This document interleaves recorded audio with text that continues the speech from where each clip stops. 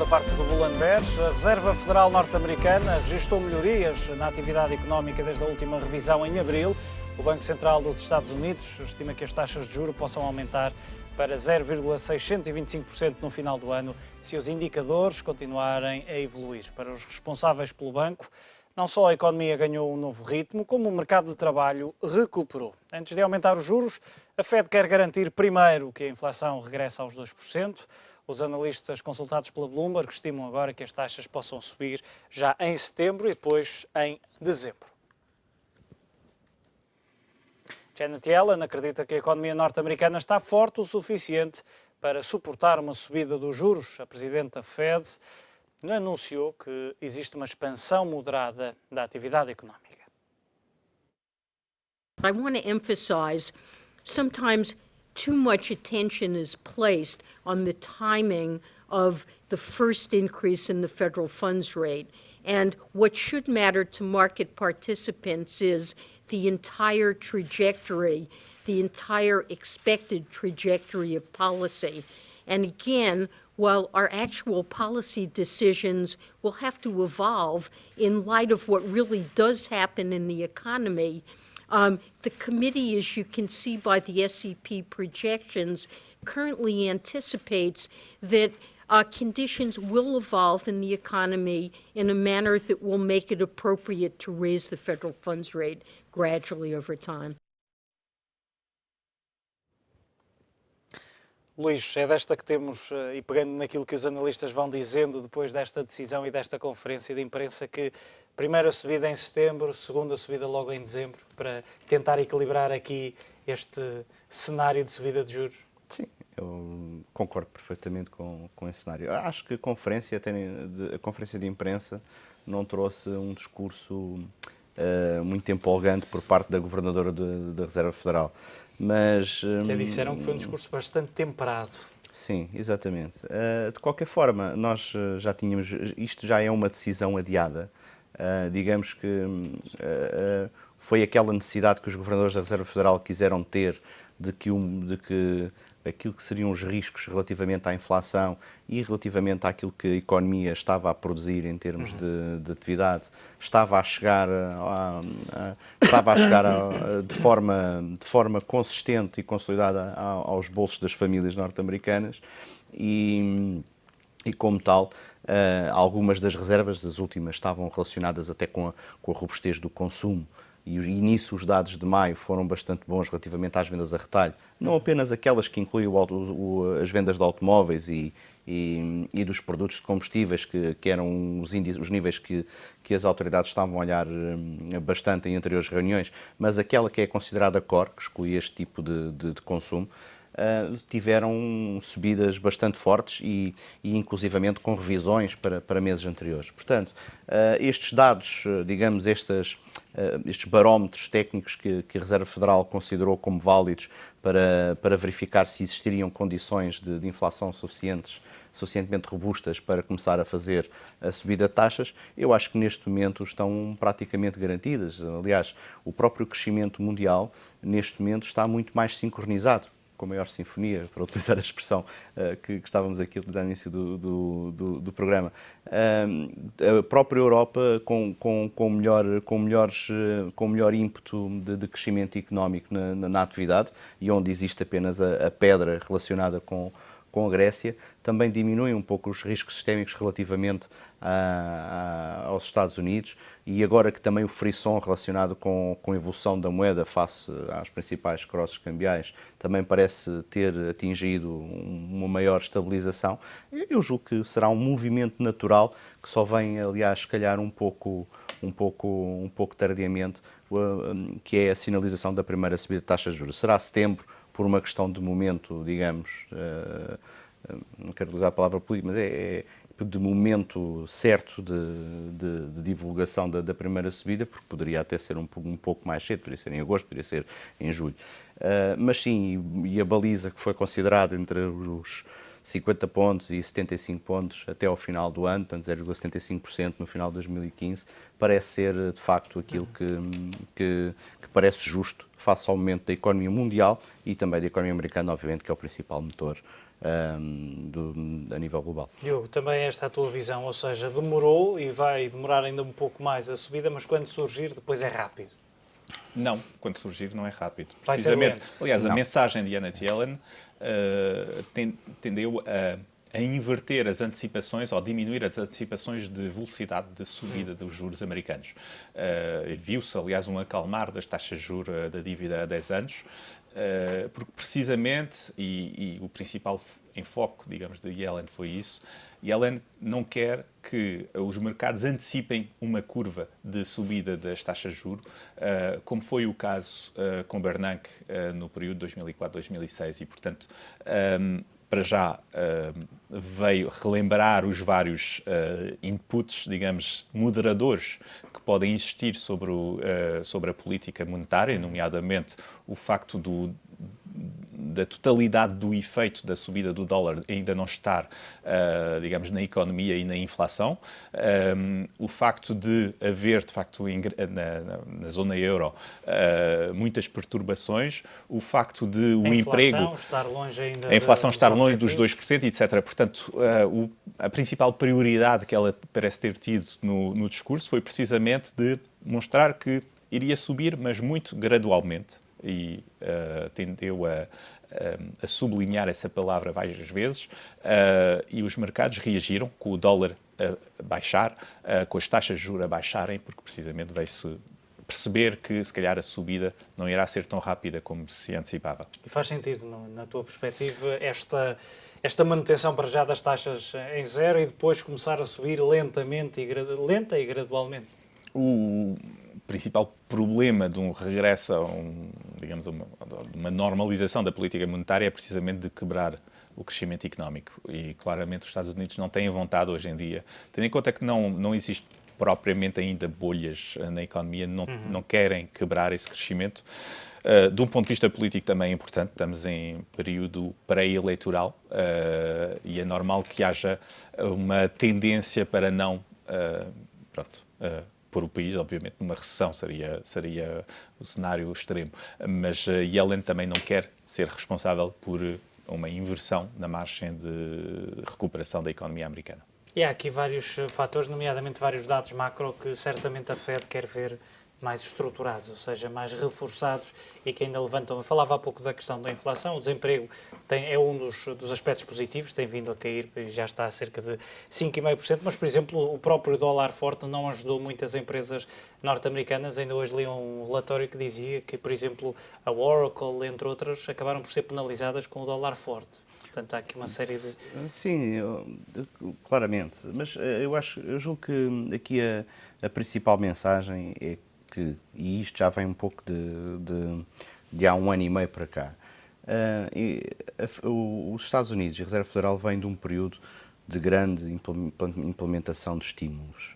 E aquilo que foi produzido e as dúvidas que foram surgidas foi de facto pela garantia de que estaria tudo à prova de bala para não ver ressurgir ou não ser apanhado na curva no momento em que o mundo não está assim tão bem e isso tem influência, obviamente, sobre a economia americana. Portanto, este processo de normalização em curso, em termos monetários, está para ficar e pode, obviamente que a mensagem será sempre de ter uma prudência, até porque a Fed comprou dívida, mas ainda não começou claramente a contrair o seu balanço e, portanto, vai ter sempre uma postura bastante prudente nisto. Mas a economia americana está sobre uma série de pontos de controle, sobre uma série de torres de controle, está sólida. Continua a crescer com o consumo privado, que é robusto, foi mais resiliente durante a crise do que aquilo que muita gente antecipava e deverá continuar.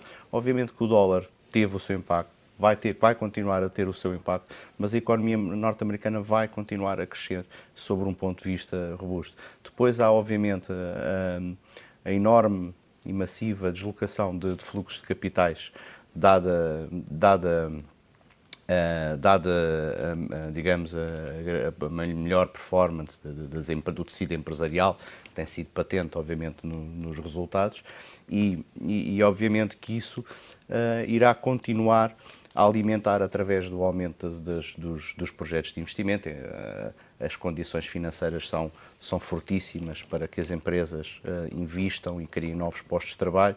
Portanto, nós vamos ter, digamos, um período de 12 a 18 meses, onde as condições para os Estados Unidos vão ser ótimas para continuar a crescer e melhorar este tipo de índices. O que é provável é que provavelmente os níveis de desemprego se mantenham naquilo que é um nível, digamos, de desemprego estrutural mais elevado do que fomos habituados a ver durante décadas, porque também tem a ver com a diferenciação em termos de qualificação e daquilo que foi a movimentação e a deslocalização de algumas indústrias.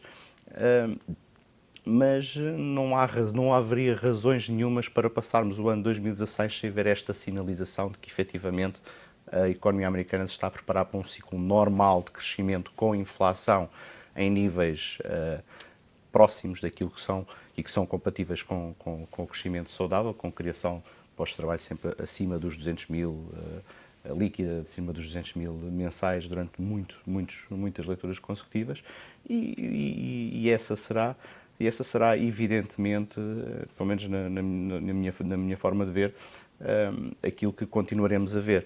Efetivamente, aquilo que pode acontecer até durante o próximo ano, e apesar de termos visto alguma redução das expectativas de crescimento para 2015 e também, de alguma forma, de alguns observadores para os próximos 2 anos, é haver aqui algum espaço para surpresas positivas, porque Que surpresas seriam essas? Podem derivar de várias coisas, inclusivamente até de uma Europa mais forte, por exemplo, de parceiros comerciais que têm expectativas de crescimento muito mitigadas e com as quais, obviamente, não se contam, mas de onde podem vir surpresas positivas. A Europa tem cada vez mais indicadores de que, se conseguir resolver a bem o problema que tem entre mãos dentro do seio da União Europeia, pode efetivamente apresentar níveis de crescimento mais fortes do que aquilo que é antecipado pelos analistas. Diogo, e o Luís tocou aqui num ponto importante e eu pergunto se de alguma forma, ou de toda a forma, também a Europa, e nomeadamente esta situação na zona euro, poderá ter pesado também neste temperar dos ânimos. Isso não há dúvida nenhuma. Ou seja, se a Europa estivesse agora numa situação mais robusta, mais forte, sem necessidade de uma política tão acomodatiça por parte do BCE, que também, digamos, é consequência desta situação ligeiramente debilitada, é claro que a inversão da política por parte da Fed já teria acontecido.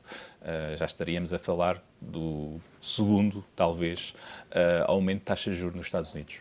Houve este compasso de espera, ou está a haver este compasso de espera, provavelmente até setembro, precisamente para deixar tempo à situação se estabilizar e mesmo se inverter do lado da Europa. Felizmente, os números vindos por parte dos vários países da União Europeia e da Europa, da zona euro, são favoráveis. Portugal está a crescer mais do que o que se antecipava, França está a crescer mais do que o que se antecipava, Espanha também, a Alemanha também. Portanto, a surpresa mais negativa, se é que podemos dizer desta forma, é a Grécia. Sim, é o facto de não se conseguir passar a outro assunto, ou seja, se fizermos a soma das horas passadas pelos líderes da Europa e mesmo do resto do mundo, FMI e mesmo Tesouro Americano, a falar da Grécia, percebe-se muito bem que, de facto, há um desequilíbrio entre a importância económica e a importância política do que está a acontecer na Grécia e, infelizmente, são outros assuntos que não são tratados durante esse tempo.